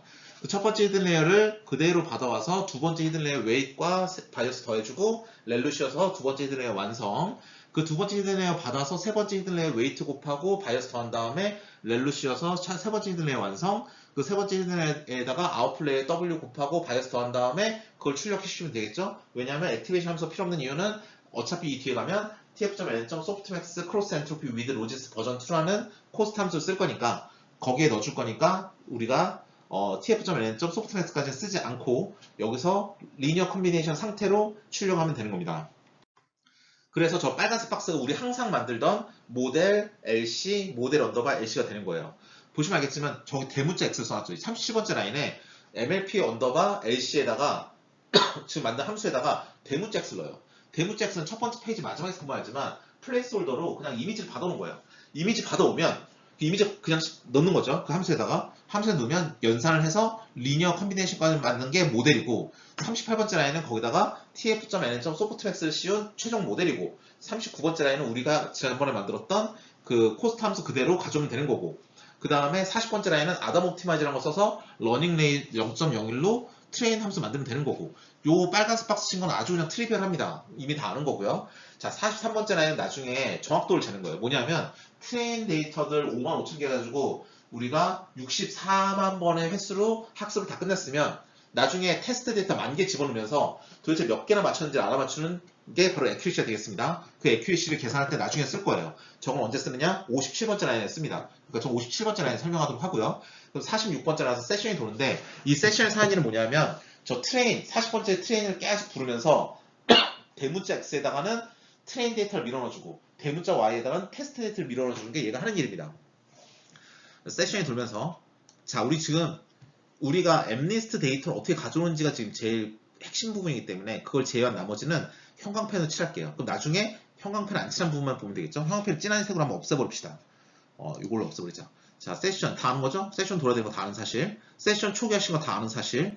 시작할 때 시간 재고 끝날 때 시간 재서 그 두 개의 시간을 차를 구하면 된다고 다 아는 사실. 그리고 5,000번 도는데 이 데이터가 어마무시하게 헤비한지 아닌지 알 방법이 없으니 우리가 500번마다 한 번씩은 살아있다는 생존 메시지 찍어준 게 53번째 라인이에요. 포문이 보면 알겠지만 1부터 시작해서 5001까지 도는데 우리가 500번마다 한 번씩은 스텝을 찍어주자라는 거니까 요 53번째 라인, 54번째 라인도 필요 없어요. 그 다음 50번째 라인 뭐죠? 폼은 5,000번 돈다는 거죠? 뭐 그렇다고 봅시다. 그럼 나머지 이 가운데 있는 51, 52번째 라인이 5,000번이 돌면서 엠리스트 데이터를 끄집어 오는 애들이에요. 저 부분이 핵심이겠네. 그쵸? 그래서 뭘 쓰느냐? 엠리스트 점, 그리고 이건 우리 두 번째 라인에서 봤듯이, 세 번째 라인에서 봤듯이 엠리스트 점 쓰면 엠리스트 데이터를 다루는 함수가 나온다 그랬죠? 트레인 점, 트레인 데이터를 다루는 함수입니다. 넥스트 언더바 배치는 뭐냐면 내가 지금 트레인 데이터 내 앞에 쫙 5만원치가 줄 서 있는데 5만원치가 줄 서 있는데 그 중에 이 괄호값, 배치 사이즈 128개만큼 앞에서부터 뜯어와라 이 소리입니다. 그러면 이미지는 784짜리 가로 벡터로 128개 오죠. 그러니까 트레인 언더바 이미지는 뭐냐면 그러니까 784짜리 가로 벡터가 세로로 쫙 128개 쌓여 있는 거예요. 그러니까 얘 뒤에다가 점 쉐이프 찍어서 프린트 찍어보면 128 곱하기 784라고 나올 겁니다. 레이블은 뭐죠? 하나하나가 10개짜리인데 가로 벡터 10개짜리인데 이게 128개 쫙 쌓여 있는 겁니다. 그럼 저 뒤에다 점 쉐이프 한 다음에 프린트 찍으면 128,11이라고 나올 거예요. 그 두 개를 각각 대문자 X에다가는 이미지를, 대문자 Y에다가는 레이블을 넣어주면서 트레인을 부르면 옵티마이제이션이 되겠죠? 그러면 실행 끝입니다. 그러니까 저 51번째 라인이 핵심인 거죠? 그쵸? 그렇게 되겠고요. 이게 학습이 다 끝났어요. 그래서 56번째 라인이 지나면 57번째 라인에서 이제 정확도를 재고 싶습니다. 정확도는 뭐다? 엠리스트, 지금까지 우리가 accuracy라는 함수를 불러요. accuracy라는 함수는 뭐냐면 accuracy 함수는 뭐냐면 일단 대문자 X에다가는 테스트 이미지 전체 10,000개를 다 집어넣어줘요. 그다음 Y에다가는 테스트 레이블 10,000개를 다 집어넣어줘요. 그러니까 행렬 사이즈 재면 얘는 앞에 있는 애는 10,784 뒤에 있는 애는 10,100이 될 겁니다. 이런 식으로 집어넣어주면 테스트 이미지 10,000개 넣어주는 거죠. 그러면 43번째 라인으로 갑니다. accuracy 불렀으니까 43번째 라인으로 가면 equal이라는 함수로 이게 있어요. 처음 거. 이건 뭐냐면 내가 지금까지 학습시킨 모델이에요. 74만 개 데이터로 학습시켰어. 64만 개 데이터로 학습시켰어. 그러면 64만 개 쫙 있는데 그 데이터로 만든 모델이 있는데 거기에 10,000개의 이미지를 쫙 집어넣은 거예요. 그쵸? 모델이란 건 X만 있으면 만들 수 있으니까 모델이란 건 37번째 라인에서 X만 집어넣어주면 그 안에 있는 파라미터로 다 계산해서 모델 언더바 이시가 나오고 38번째 라인에서 tf.n.softmax를 씌운 게 모델이에요. 그러니까 X만 있으면 모델 값이 쫙 나와요. 근데 그 중에서 소프트맥스니까 제일 큰 값을 찾는 거죠. 그러니까 저 지금 43번째 라인의 모델에 있는 아규먼트 맥스는 제일 큰 값 찾는 거예요. 뒤에 있는 건 뭔가요? 테스트의 이름표예요. 얘는 제일 큰 값 찾는 게 아니라 대문자 y에다가 피드 딕트로 레이블 넣어준 거니까 저 아규먼트 맥스 하는 일은 뭐냐면 1의 위치를 찾는 거예요. 그러니까 이거 뭐냐면 야 지금 테스트 첫 번째 이미지를 받았는데 이 AI가 말하기를 이게 6이래. 왜냐하면 우리 모델에 아규먼트 맥스 했으니까 해보니까 6번째 자리에 6에 있는 애가 제일 크더라. 확률이 제일 높더라. 나 6인 것 같아요. 나 6인 것 같은데? 라고 모델에 말하고 있으면 얘 액큐리시 함수를 뭐 하냐면 너 6인 것 같아? 자 이름표 까보자. 딱 갔더니 그 대문자 Y예요. 이름표 딱 갔더니 6자리에 1이 있어. 그래 맞네 라고 하면 되는 거고 그게 어디 들어갑니까? 이퀄 함수에 들어가니까 그럼 true가 되는 거고 만약에 모델이 말하기를 나 8인데 8자리의 확률이 제일 큰데? 라고 말했어요. 근데 이름표를 실제로 Y값, 대문자 Y값을 까봤더니 6이래. 그럼 안 맞잖아요? 그럼 틀린 거죠. 그럼 이퀄입니까? 아니면 false죠. 그렇죠? 이렇게 되는 거예요. 즉 앞에 있는 모델에 붙어있는 아규먼트 맥스는 제일 큰 확률값을 찾는 아규먼트 맥스고 뒤에 있는 대문자 y에 걸려있는 아규먼트 맥스는 대문자 y는 어차피 레이블이 들어올 거니까 57번째 라인에 의해서 그 레이블 값은 0과 1을 돼 있는 벡터니까 1의 위치를 찾는 거예요. 그래서 그 두 개 같으면 이름표와 예측값이 같으니까 우리는 true, 다르면 false 해주고 걔네들 캐스트에 넣어주면 true는 1이 되고 false는 0이 되고 걔네들 평균을 내주면 1이 다 맞았으면 1.0 그래서 100% 반만 맞았으면 0.5 그래서 0.5% 이렇게 되는 겁니다. 아시겠죠? 그래서 오른쪽에 까만색이 보면 우분투에서 실행시킨 결과인데요. 우리 500번마다 한 번씩 생존 메시지 찍었다 했으니까 이게 쭉 나오는 거고 총 트레이닝 시간은 14.89초 15초 걸렸고 한 95.8%로 정확도가 있습니다. 이 정도면 대단한 거죠. 아주 만족스럽습니다. 근데 여러분 이거 히든 레이어 다 없애잖아요? 그냥 이거 히든 레이어 다 없애고 아까 그 함수에서 이미지 그냥 받아와서 아웃풋 레이어로 바로 보내주고 중간에 히든 레이어 1, 2, 3 다 주석 처리하고 그렇게 해서 소프트맥스만 하잖아요. 그럼 이거 한 91%, 92% 나옵니다. 예, 그렇기 때문에 이거는 엠리스 데이터가 워낙 좋은 거예요. 엠리스 데이터는 히든 레이어 안 쓰고 리니어 클래시피케이션만 해도 90% 넘게 성능이 나와요. 그래서 여러분이 만약에 원하는 타겟 성능이 90%다. 그리고 엠리스 쓴다. 그럼 히든 레이어 안 만들어도 돼요. 솔직히. 그러니까 이렇게 정확도를 보면서 여러분이 원하는 정확도를 달성하기 위해서 노력하는 게 여러분이 해야 될 일이고요. 두 번째, 첫 번째 히든레이 유닛의 개수를 256이 아니라 1로 한번 바꿔보십시오. 나중에 여러분이 해보실 때 1로 바꿔보시면 처음에 780짜리 벡터 오잖아요. 그럼 유닛이 첫 번째 히든레이 하나밖에 없으니까 얘가 전부 하나가 돼버려요. 그 순간 엄청난 압축이 일어나죠. 또 뭐냐면 인풋 사이즈보다 뒤에 있는 히든레이어 사이즈가 더 작아지면 압축이 일어나요. 인풋이 100인데 히든레이어 유닛의 개수가 10개밖에 없다. 그러면 히든레이어 결과물은 10개 사이즈 벡터잖아요. 그럼 여기 뭐예요? 100개 사이즈가 들어왔다 10개 사이즈 나가니까 압축이 일어나는 거죠. 이런 압축 효과도 있습니다. 그래서 히든레이어 유닛의 개수 정할 때에는 엠니스티야 워낙 잘 조직된 다 0과 1로 돼 있고 이미지도 다 똑바로 서 있고 사이즈도 다 똑같고 이렇게 잘 돼 있으니까 괜찮지만 그렇지 않다면 인풋 사이즈 784면 유닛의 개수도 최소한 784를 맞춰줘야 우리 압축 효과를 피할 수 있습니다. 근데 그래서 여러분이 해야 될 건 뭐냐면 이거 나중에 연습해 보실 때 히든레이 한번 다 없애보시고 한번 구현해 보시고요. 그럼 소프트맥스만으로도 도대체 얼마나 성능이 나오는지 한번 보시고요. 그 다음 히든레이어 개수를 256이 아니라 1로 바꿨을 때 성능이 어떻게 나는지 보시고요. 그러면 압축을 완전히 극단적으로 해버리기 때문에 그거의 특성이 다 날아가서 학습이 되지 않습니다. 그래서 한 10% 나올 거거든요. 근데 여러분 근데 사지선다 시험 봐서 25점 나오면 기분 나쁘잖아요. 왜냐하면 찍은 거랑 똑같으니까. 똑같습니다. 10개 중에 하나 구별하는 것에서 점수 10점 나와버리면 그건 찍은 거랑 다름없죠. 근데 얘는 그래서 전혀 학습이 안 됐다라고 말씀드릴 수 있겠습니다. 근데 이거는 지금 256, 256, 256에 유닛의 개수를 넣으면 총 95%를 넘는 그런 뉴럴넷을 만들 수 있다라는 걸 이제 실습을 통해서 보여드렸습니다. 그런데 이렇게 만들면 너무 어렵죠. 저 위처럼 만들면 함수처럼 만들면 너무 어려운데 그래서 요즘에 나온 게 뭐냐면 텐서플로우 좀 레이어입니다. 텐서플로우나 케라스나 만드는 애들이 다 구글 애들이라 요즘은 텐서플로우가 점점 케라스처럼 변해가고 있어요. 여러분 이거 보시면 이제 그래서 텐서플로우 안에 지금처럼 이렇게 행렬을 하나하나 만들어준 게 아니라 죄송합니다. 레이어스라고 해서 레이어를 갖다 쓸 수가 있어요. 원래 이게 케라스에서 이렇게 하거든요. 덴스한 레이어다. 즉 행렬을 곱셈을 꼼꼼히 한다 해서 덴스라 쓰고 그래서 인풋은 이미지고 난 256개 유닛이 있고 액티베이션은 렐루입니다. 이렇게 해주면 레이어가 만들어져요. 그래서 이 히든레이어 1을 받아와서 256개 유닛이 있고 렐루입니다. 히든레이어 두 번째를 받아와서 히든레이어 3개만큼의 유닛을 써주고 렐루입니다 하면 히든레이어 세 번째 완성. 히든레이어 세 번째 거 받아서 아웃플레이어 10개 준 다음에 우리 액티베이션 함수 없이 바로 나가야 된다 그랬으니까 액티베이션은 none 써가지고 해주면 위에랑 아래랑 똑같습니다. 여러분은 제가 볼 때 밑에 점 쓰는 게 더 쉽겠죠. 위에 있는 행렬 꼼꼼히 따지는 거는 나중에 뭐 이해하기 어려우시면 밑에 점 쓰는 게 좋습니다. 하지만 위도 알고 있어야 되는 게 다른 사람 코드를 볼 때 위처럼 쓰는 사람들도 굉장히 많거든요. 그러니까 위에 코드도 알아셔야 되지만 밑에처럼 짤 수 있다는 것도 알아두시면 나중에 빠른 시간에 구현하실 때 좀 유용하게 쓰실 수 있으십니다. 자, 여기까지가 이제 뉴럴넷이 되겠고, 이제 다음부터 컨볼루셔널 뉴럴넷으로 넘어가도록 하겠습니다. 컨볼루셔널 뉴럴넷부터는 우리가 입력의 사이즈를 디멘션을 2차원, 3차원으로 늘릴 수 있기 때문에 우리가 이미지에서는 컨볼루션 뉴럴넷을 쓴다고 할 정도로 이제 이미지 처리에 이제 가장 기본이 되는 뉴럴넷을 할 수 있겠습니다. 그러면 이제 시작을 해보도록 하겠습니다. 자, 이제 먼저 이론부터 시작하면 다음과 같습니다. 자, 이제 CNN에 대해서 이제 좀 더 깊게 알아보도록 하겠습니다. 이게 지금 CNN 제가 그 스탠포드 대학교 CS231N인가 거기서 가져온 그림인데요. 보시면 알겠지만 이미지가 들어오고요. 이제 흰색으로 된 게 컨볼루션이고 노란색이 렐루고 이제 빨간색이 풀이라는 그런 과정입니다. 보시면 알겠지만 그런 과정을 반복적으로 거쳐요. 그런데 일반적으로 저 컨볼루션이나 렐루는 일단 쌍으로 묶여 있습니다. 컨볼루션 하면 렐루가 바로 다음에 나오기 때문에 걔네들을 그냥 뭉쳐서 그냥 컨볼루션이라고 불러도 됩니다. 따라서 이 그림은 컨볼루션, 컨볼루션, 풀, 컨볼루션, 컨볼루션, 풀, 또 컨볼루션, 컨볼루션, 풀 이렇게 보시면 되고요. 마지막에 FC라는 걸 거치는데 녹색의 Fully Connected Layer의 줄임말입니다. 거기서 보시면 이제 차인지, 트럭인지, 비행기인지, 배인지, 말인지를 가지고 확률적으로 제일 큰 거를 확률적으로 도출하고 지금 보시면 알겠지만 자동차 할 때가 제일 기네요. 그럼 이게 뭐죠? 자동차 확률이 제일 크다는 거죠.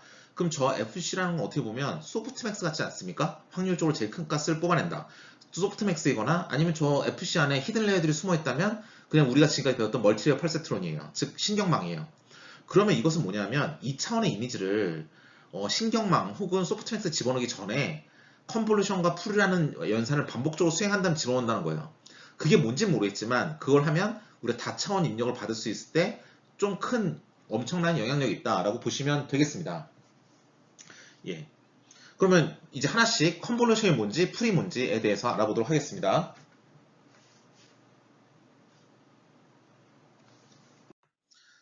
예, 컨볼루션 연산은 다음과 같이 합니다. 그 뒤에 있는 저 파란색이 녹색이 이제 하나의 이미지라고 보시고 빨간색이 필터입니다.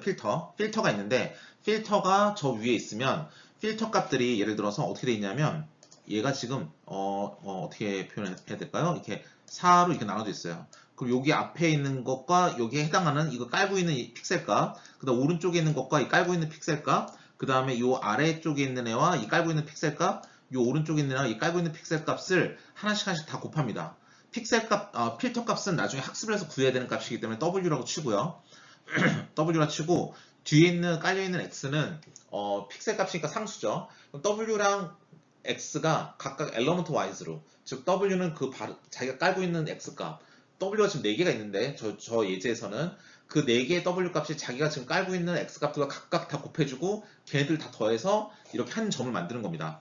그러니까 일종의 WX1 더하기 W1X1 더하기 W2X2 더하기 W3X3 더하기 W4X4 즉 W와 X의 리니어 컨비네이션과 같은 거죠. 그래서 얘네들 다 더해서 이게 바로 필터의 첫 번째 값과 그게 깔고 있는 픽셀 값, 두 번째 필터 값과 거기 깔고 있는 픽셀 값, 기타 등등 이게 4면 네 번째 필터 값과 네 번째 픽셀 값을 곱한 다음에 이거 B를 그냥 0이라고 친다면 그냥 리니어 컨비네이션 한 거랑 다를 바가 없습니다. 그런 다음에 우리가 항상 뭐라 했죠? 컨볼루션 다음에 렐루가 나온다 그랬죠. 그래서 액티베이션 함수를 씌우는 거예요. 즉 우리가 지금까지 배웠던 인공신경망이 됐던 지금 하는 CNN이 됐던 항상 하는 건 뭐냐면 리니어 컨비네이션 플러스 액티베이션 함수를 씌우는 겁니다. 이게 바로 딥러닝 연산의 가장 기본이 되는 하나의 유닛이라고 보시면 되고요. 이게 끝이냐 하면 그 필터라는 애가 그 이미지를 다 돌아다닙니다. 다 돌아다니면 보시는 것처럼 여기에 보시는 것처럼 이제 하나의 이렇게 그 한 점에 모임이 생깁니다. 그 한 점을 다 모아주면 저렇게 평면이 생기는 겁니다. 저걸 액티베이션 맵 혹은 피처 맵이라고 부릅니다. 이게 첫 번째 필터를 적용했을 때고요. 두 번째 필터, 세 번째 필터에서 총 6개의 필터 모든 필터를 하나씩 돌아가면서 적용했을 때 그걸 다 모아놓은 게 이 액티베이션 맵의 집합이 되겠습니다. 즉 필터를 하나만 쓰는 게 아니에요. 여러 번 쓰는 거죠. 이렇게 적용을 해주는 거고 여기에 액티베이션 함수까지 씌워주니까 액티베이션 맵이라고 부르고 혹은 이러한 연산 과정이 우리는 무슨 과정이죠? 피처를 뽑아내기 위한 과정이죠. 그래서 피처 맵 이렇게 부르기도 합니다. 그래서 액티베이션 맵 혹은 피처 맵이다 부른다 라고 알아두시면 되겠습니다. 그리고 또 뭐가 있냐면 보시는 것처럼 이제 우리가 저런 이미지를 보면 이미지 사이즈는 지금 7x7이지 않습니까? 그럼 여기서 엘리먼트 와이즈로 W1, X1, W2, X2 다 이렇게 곱하면서 제일 마지막 W9 곱하기 X9까지 한 다음에 하나의 점을 구하면 점이 이 하나의 점을 구하겠죠? 그러면 그게 쭉 하나씩 옆으로 쭉 가면서 필터가 다 훑고 지나가면 이 끝까지 가겠죠. 그럼 총 5개가 계산될 거고 밑으로도 5개 해서 총 액티베이션 맵의 사이즈는 5x5가 될 겁니다. 5x5가 되는데 이렇게 하면 솔직히 이미지 사이즈가 야금야금 작아지는 건 어쩔 수가 없습니다. 그쵸? 그런데 이거 만약 비디오에서 이걸 해본다 그러세요. 그럼 옛날에 아주 옛날 프레임이라 하더라도 1080p 프레임 이런 거보다 하더라도 요즘 뭐 8K, 4K 나오니까 그렇지 않지만 옛날에 1K 1080p 프레임만 생각한다 할지라도 세로로는 1080개 픽셀이 있고 가로로는 1920개 픽셀이 있습니다. 곱하면 200만 개 픽셀이 있거든요. 그걸 저렇게 하나씩 꼼꼼히 필터 연산한다고 해보세요. 그런데 비디오는 초당 30개 프레임이 들어오거든요. 그러니까 30분의 1초마다 한 번씩 이 필터 연산을 다 해서 액티베이션 맵을 만들어야 돼요. 필터 여러 개 써가면서. 말이 안 되죠? 너무 많은 시간이 걸립니다. 따라서 사람들이 어떻게 생각하냐면 하나하나 다 꼼꼼한 가는 것도 좋지만 하나 걸로 하나씩 가게 좀 어프록시메이션 하는 것도 생각하고 있습니다. 그걸 뭐라 부르냐면 스트라이드가 부릅니다. 스트라이드. 즉 얘는 뭐냐면 야 이게 하나하나 꼼꼼히 다 하면 어느 세월에 다 하냐. 이게 만약에 너무 오버헤드 크면 요거 하나 하고 하나 걸러서 요거 하고 하나 걸러서 요거 하고 하면은 총 이렇게 점이 세로로 3개 가로로 3개만 생기니까 3x3이 되겠죠? 결과적으로 9개 사이즈의 이제 액티베이션 맵이 나옵니다. 즉 스트라이드가 1일 때에는 하나씩 꼼꼼하게 하니까 조금밖에 사이즈가 안 줄어들겠지만 스트라이드가 2가 되면 거의 절반 이상 줄어들게 될 것이고요. 3이 되면 3분의 1 대략 이렇게 줄어들게 될 것이고요. 근데 그건 한쪽 사이즈에 의한 3분의 1이니까 이미지 전체로 하면 3분의 1 곱하기 3분의 1, 즉 9분의 1만큼 사이즈가 줄어들게 될 겁니다. 즉 이것처럼 스트라이드는 우리가 가속화시키는 효과는 있지만 스트라이드가 크게 되면 정보를 많이 잃을 수도 있다는 걸 말씀드립니다. 그리고 어떤 사람은 저렇게 사이즈가 야금야금 작아지는 게 마음에 안 들면 우리가 뭘 한다? 패딩이라는 걸 해줍니다. 그건 뭐냐면 그 필터 연산하기 전에 0으로 한번 둘러싸주는 거예요.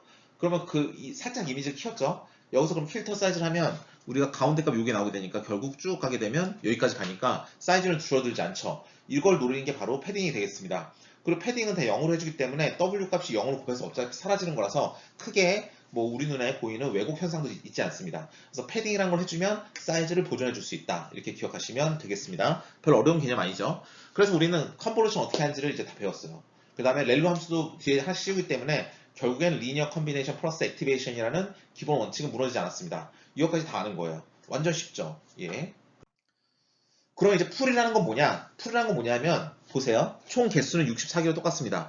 그런데 이미지 사이즈 어떻게 됐어요? 224x224에서 112x112로 줄었죠. 즉 가로반 세로반으로 바꿔줬어요. 이건 왜 그러냐면 우리 컨볼루션을 하면 이미지 그 원본 이미지와 얼추 비슷한 액티베이션 맵들이 필터의 개수만큼 나타납니다. 그럼 한 레이어 한 레이어 진행할 때마다 그 사이즈가 폭발적으로 늘어나겠죠. 그러니까 이건 살짝 압축을 해주는 과정입니다. 너무 사이즈가 오버헤드가 크게 늘어나니까.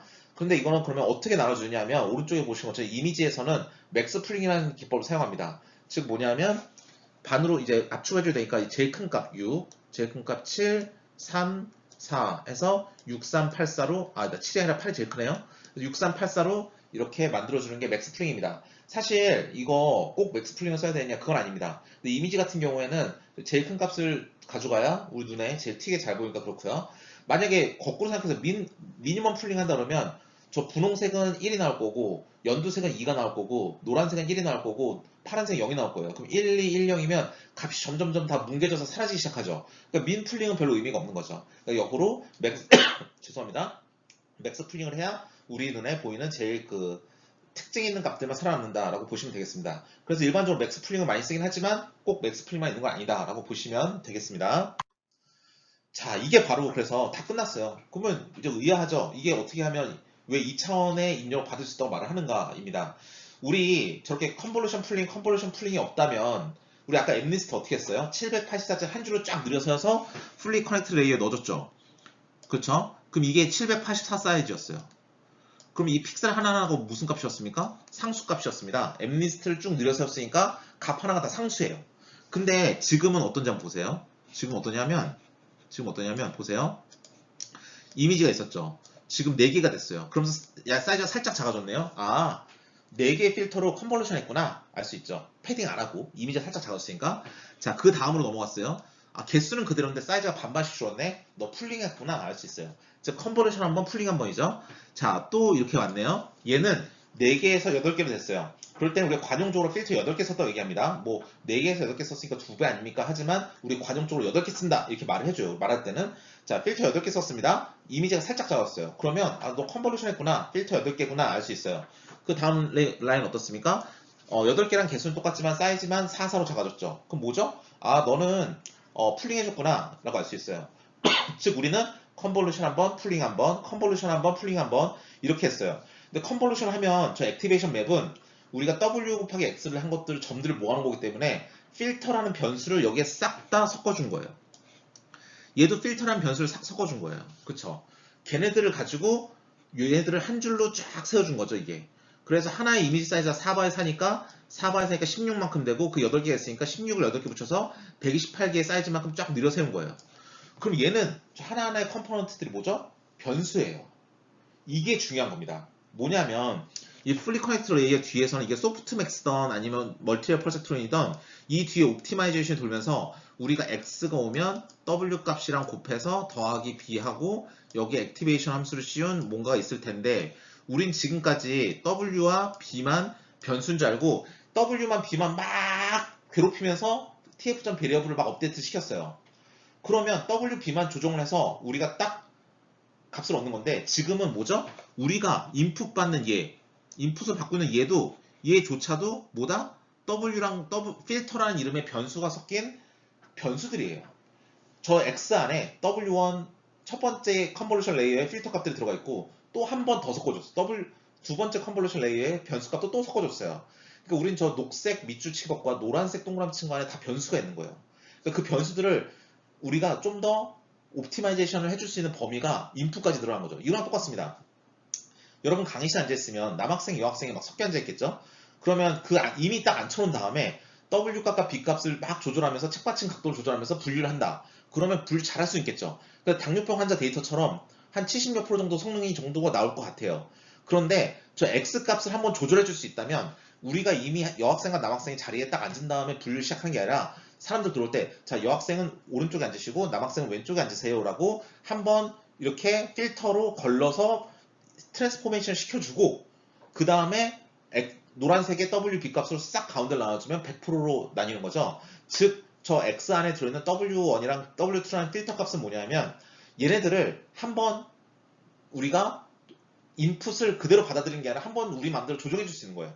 옵티마이제이션의 크라이테리아가 분류였기 때문에 분류가 되기 쉬운 방향으로 우리 필터 값들은 학습이 돼 있을 거예요. 그러니까 우리가 데이터를 지금까지 쭉 봤더니 아, 이 데이터는 남학생과 여학생이 데이터를 받는구나를 다 알았어요.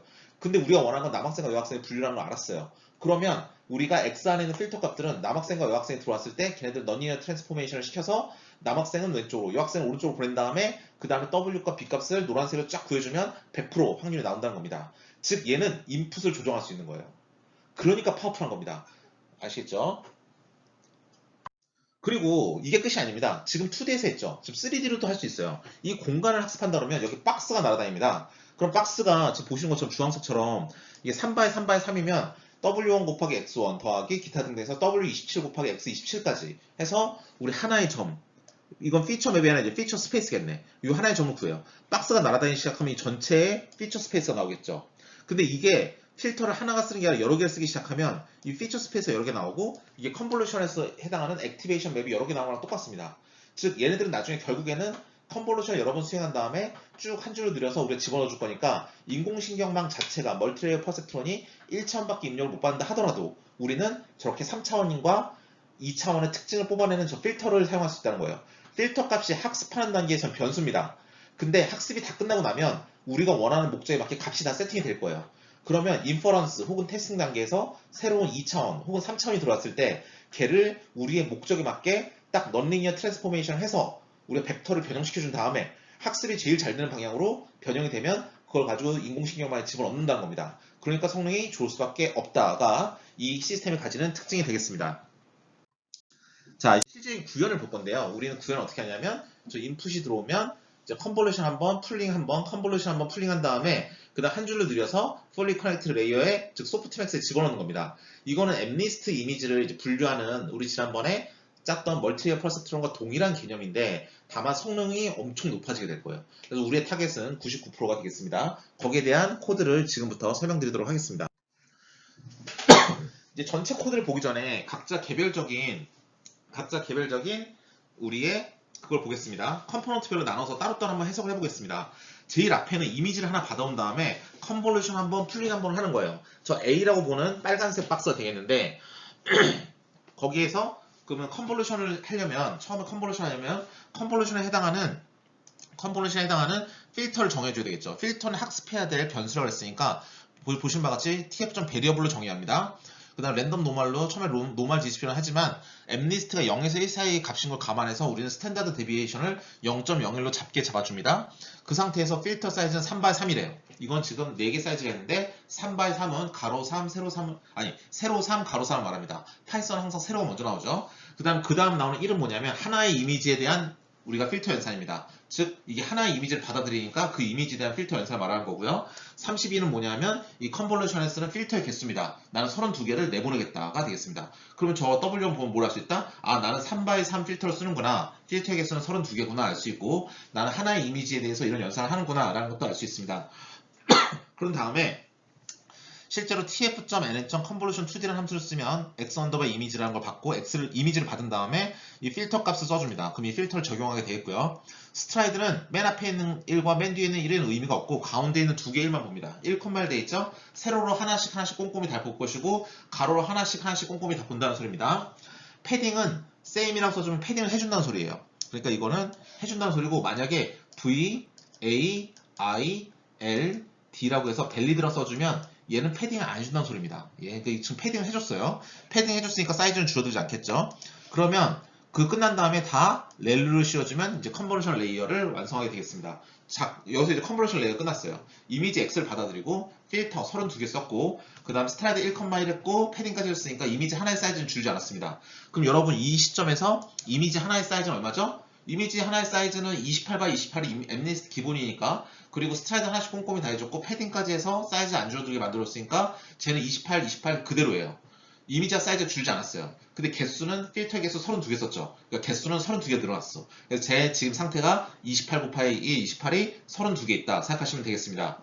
그러면 이제 풀링을 해야죠. 풀링은 tf.n.maxUnderFull이라는 함수를 씁니다. 그래서 이 결과물인 CL1을 갖다 놓은 다음에 이 가운데 두 개만 봐요. 또 그 양 끝에 있는 1은 의미가 없습니다. 세로로 반, 가로로 반을 해주겠다라는 거고 그러니까 이제 사이즈가 28x28이 아니라 이제 14x14에 총 32개가 된 거죠. 그 다음 이 뒤에는 이 나머지 것들은 우리는 아무 의미 없이 그냥 관용적으로 써줍니다. 관용적으로 써주는데 이 사이즈는 똑같이 써주면 되겠습니다. 네, 그래서 이거 풀링하면 되고요. B로 넘어가면 이제 거의 동일합니다. A랑. 왜냐면 또 컨버전이랑 풀링이기 때문에 그렇습니다.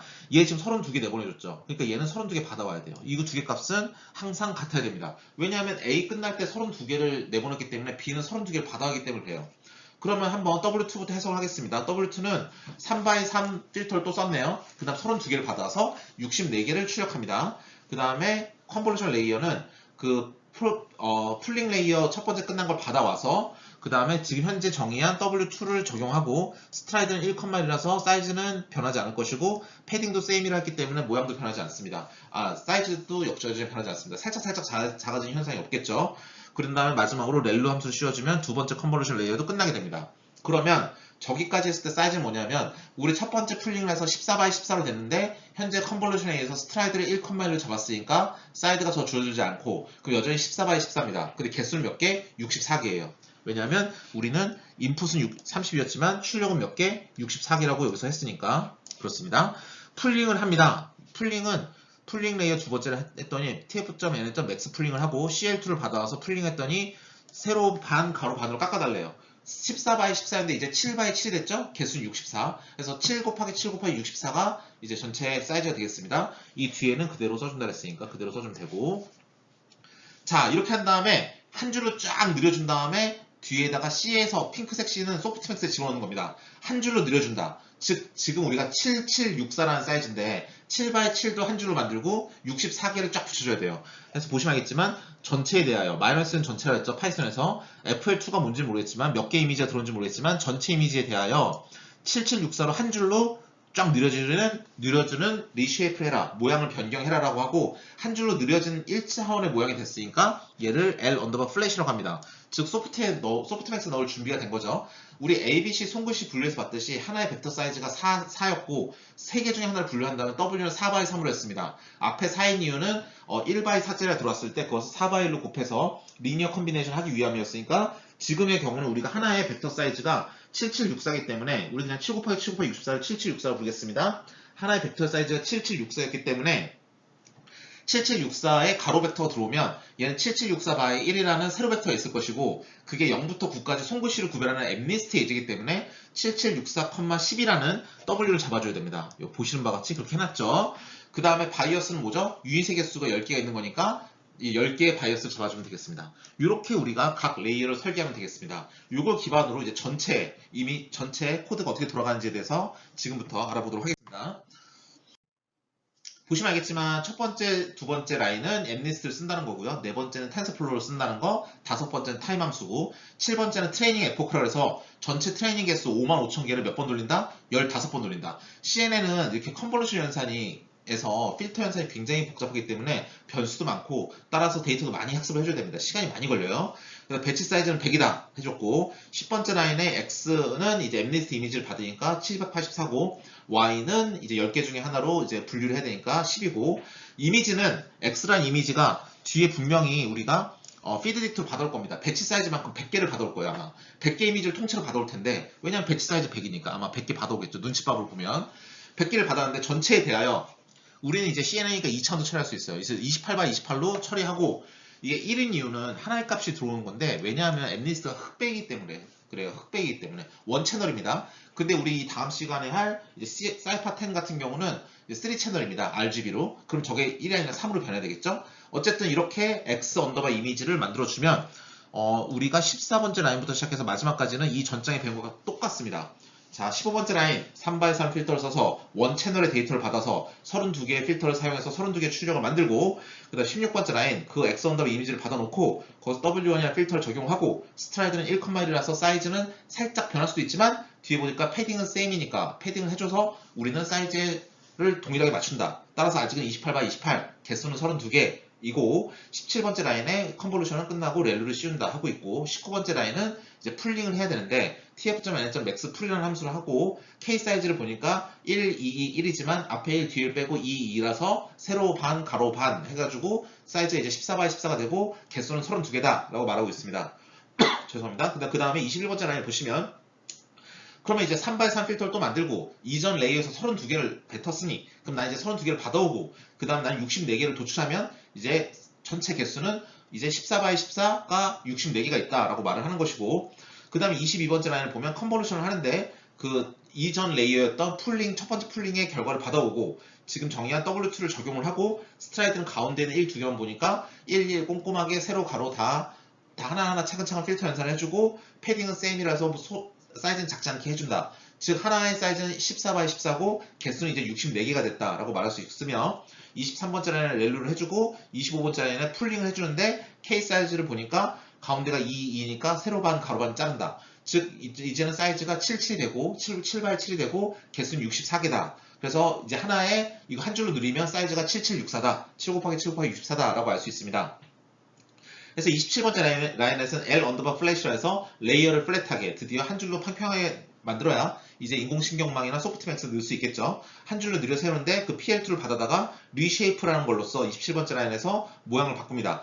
마이너스 1 전체 100개에 대해서 7764만큼 한 줄로 세워준 다음에 우리가 소프트맥스를 넣으려면 W라는 행렬은 세로는 벡터의 사이즈, 가로는 분류의 개수니까 7764가 앞에 있고 10이 뒤에 있습니다. W3에서 28번째 라인에서 29번째 라인은 이제 나가는 출력 개수가 10개니까 각각에 대해서 바이어스를 걸어줘야 되니 10이 되겠습니다. 그러면 저렇게 만들었고 따라서 우리가 소프트맥스니까 10개 중에 하나 분류하는 L 언더바 플랫을 우리가 이거 32번째 라인부터 35번째 라인 그냥 소프트맥스 만드는 거 똑같죠? 요게 x라 친다면 x에다가 w 곱하고 바이어스 더해서 리니어 컨비네이션까지만 만들어주고 걔를 33번째 라인에서 tf.nn.softmax에 넣어서 최종 모델 만들어주고 34번째 라인은 모델 언더바 lc를 그 코스트 함수에 로짓에 넣어주고 레이블도 넣어주고 코스트 텀을 만들어주고 그거를 리듀스 민을 써서 평균을 내준 게 34번째 라인의 최종 코스트 함수가 될 것이고 걔를 35번째 라인에서 아담 옵티마이저를 사용해서 우리는 코스트를 미니마이즈 한다. 당연한 거죠. 38번째 라인 액큐레시 함수 저렇게 만드는 건 우리 이전에